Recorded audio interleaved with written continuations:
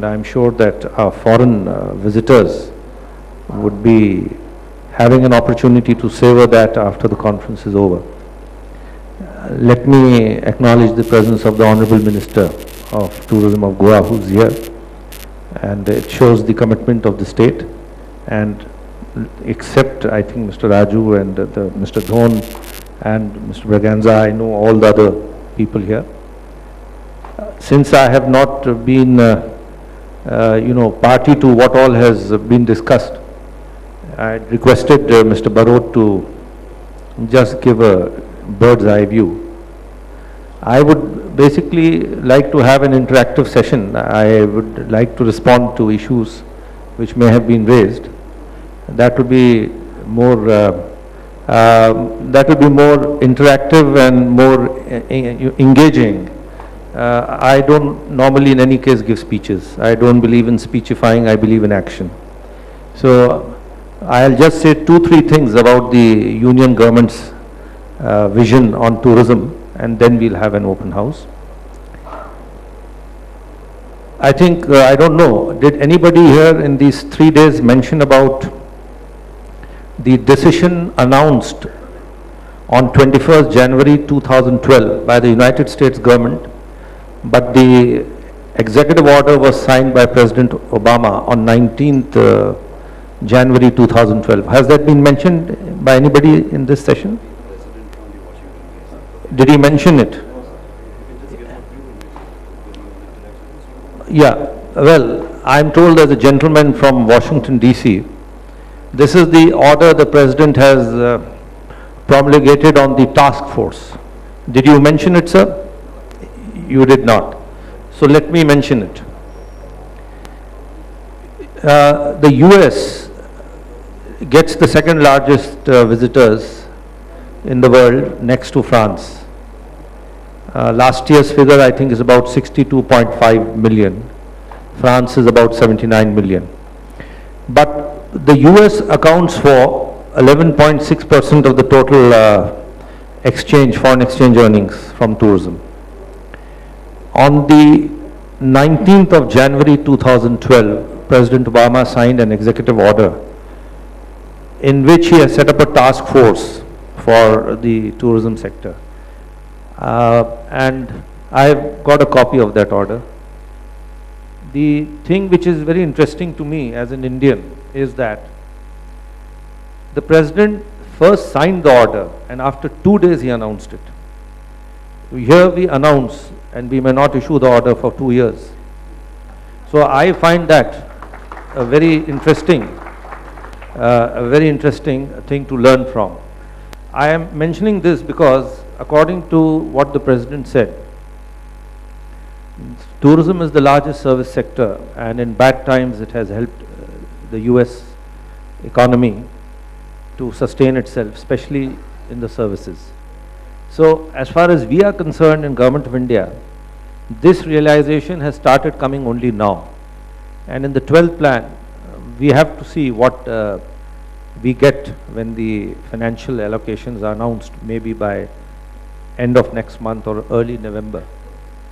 But we have asked for our sectoral outlay to be increased 4.5 times. Now, if I don't know what we'll get, but if we get it, it will be nothing less than revolutionary. That's one. The second thing is, our vision framework is honorable, safe and sustainable tourism.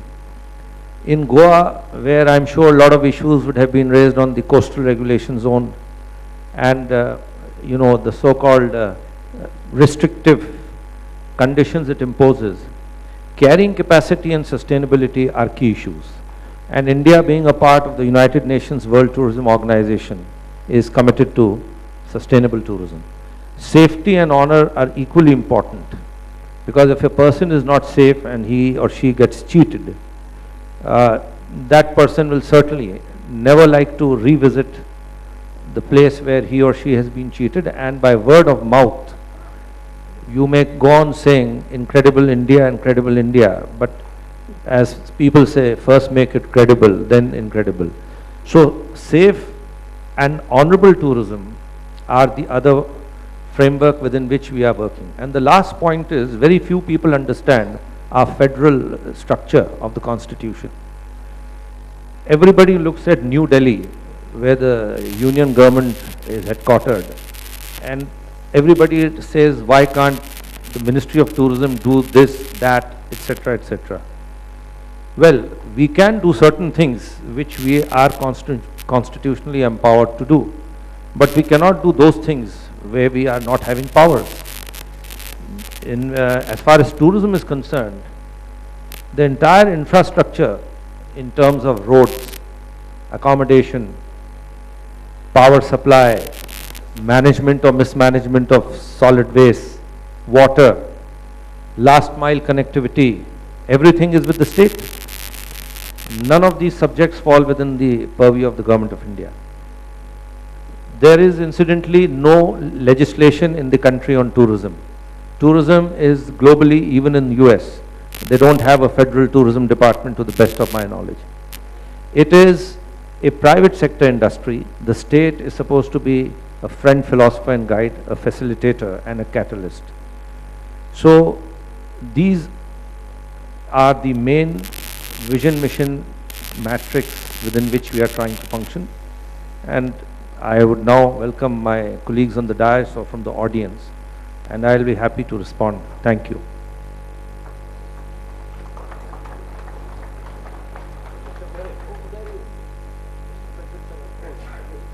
Mr. Pere, I didn't look at you. Let me accord a special welcome to you. Of course, I did mention about UNWTO. I have enjoyed Mr. Pere's warm and cordial hospitality in the very recent past. In June, I was in Madrid for the 93rd meeting of the Executive Committee, and I'm glad he's here. In fact, he had written to me that he's coming here, and I had said I look forward to seeing you in Goa. So now I want not only to see him, but to meet him and interact with him. Welcome, Mr. Pere, a special welcome to you.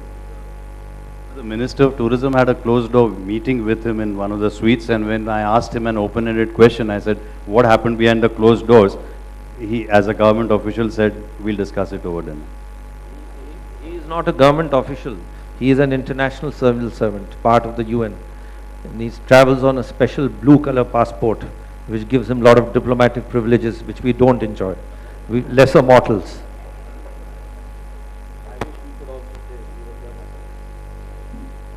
I'll open the floor to any question and answers that you have, either to the Ministry of Tourism or to the association or to the Goa Association. We are all here to discuss and brainstorm and take this forward. Sir, good afternoon. I'm sorry. Can we? I have only a... So this...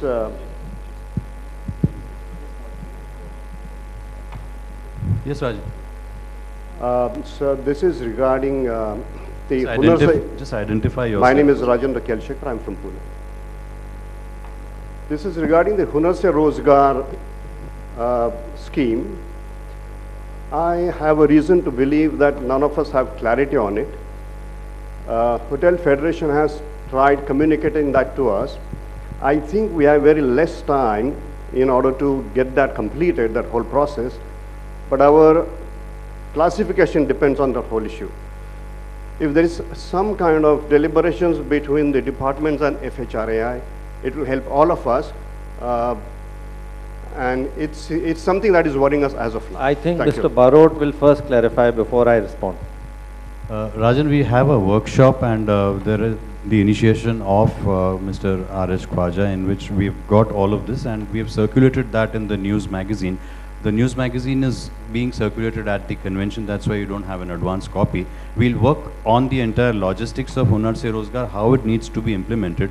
I think the question you want to ask is, why are these figures so high? We have looked at 2016 about 1 lakh and odd Hunar Se Rozgar churnouts, while right now we are only at 27,000. Yes. Thank you. See, I'm a bit surprised to hear this observation. In fact, not bit but very. First of all, let me tell you, this scheme is 3 years old. It was launched on, if I am not mistaken, somewhere around the 8th or 9th of August 2009. And in the very first year, we crossed if I'm not mistaken, somewhere around 1,600 plus. I have been in the ministry since August 2010. And last year, we have crossed 13,600 and all. And this year, you are mixing up different sets of figures, so I'll clarify to you. It's not Hunar Se Rozgar. There are 3 or 4 schemes which are there. Under Hunar Se Rozgar, this year, we hope to do, the country taken as a whole, not less than about 24,000-25,000. The other schemes which are running concurrently include Earn While You Learn. The third is skill upgradation, skill certification. Classification, and this will come as a surprise to our guests from abroad in particular, classification of hotels in India is entirely voluntary. There is no legally enforceable mechanism. And that's the reason that 98% of the rooms in this country are not classified. Only 2% are classified. So in any case, 98% are outside the net of classification. Hunar Se Rozgar only applies to these 2% classified rooms, which basically are 2-star and above, though there is classification for 1-star also. The objective of the scheme is, it's in fact a very unique scheme. The objective of the scheme is that you, as a service provider, you could be a tour operator, a travel operator, anybody, a hotelier, an adventure man, just anybody. You need people with skills. You do not have those people. The government is giving 100% subsidy for training these people. Today, there are more than 15 to 20 vocations which are covered. And they are very exotic things like camel polo. I don't know how many countries in the world have camel polo. Elephant polo. These are all covered under Hunar Se Rozgar. Because the people who will handle these elephants or these camels, they can be trained. The problem arises is in certification. Who will certify that this man can handle a camel or an elephant? So that is where skill certification systems are being evolved, and the ministry is working for a skill certification council. And that is where the initiative of the trade comes. And I will now give you 2 concrete examples. Jammu and Kashmir, the northernmost state of our country, they asked us for training for golf caddies. We told the association, please come forward. The association came forward, a scheme was worked out, orders were issued, and the training is in progress. In Delhi, in Haryana, they came for women golf caddies, women exclusively. We have organized that training. For security guards, for drivers, we have organized. Our only public sector undertaking, ITDC, India Tourism Development Corporation, has signed MOUs already, memorandums of understanding, with 19 non-governmental organizations, private sector, not public sector, including public sector. Prayas, just to name a few, Prayas, which is headed by a member of parliament, Mr. Shatrughan Sinha. Khushi, which is headed by the former Indian cricket captain, Kapil Dev. They are the brand ambassadors. And my dear sir, Mr. Rajan, this is history. This has not happened yesterday. This has happened 6 months ago. And in today's world, 6 months is history. ITDC single-handedly has taken upon itself a target of training 10,000 people under the scheme. And for friends like Mr. Pere, you know, some of the trades we have identified are really unique. Stone masonry, wood carving, metallurgy. Can there be a wider canvas? On the one end of the spectrum you have camel polo, and the other spectrum you have stone carving.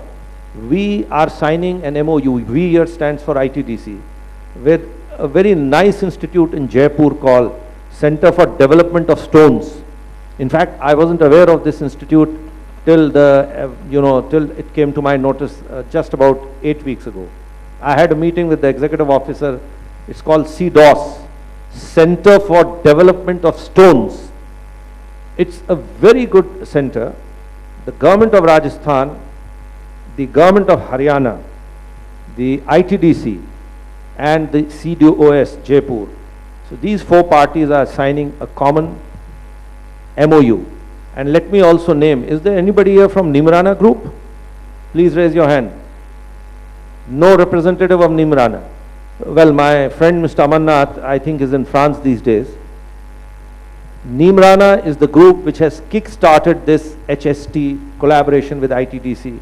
They were the first to sign the MOU. And if my memory serves me correctly, it's well over a year ago.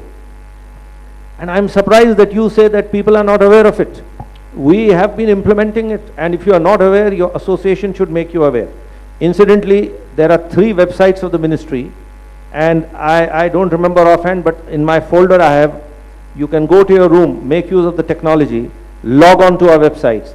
You will find a lot of information on HST. It's there. I have made sure it's there, I've checked it.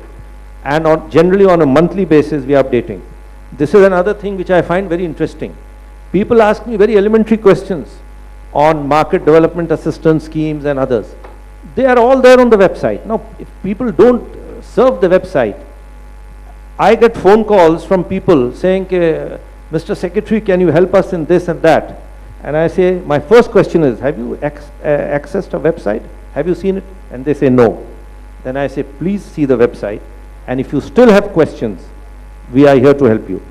I can show you at least 3 emails which I remember offhand, where very complimentary replies have come to me saying, we apologize that we never looked at your website. It's a very good website. We found that all the information is there. Thank you very much. So I think I have made things very clear on Hunar Se Rozgar.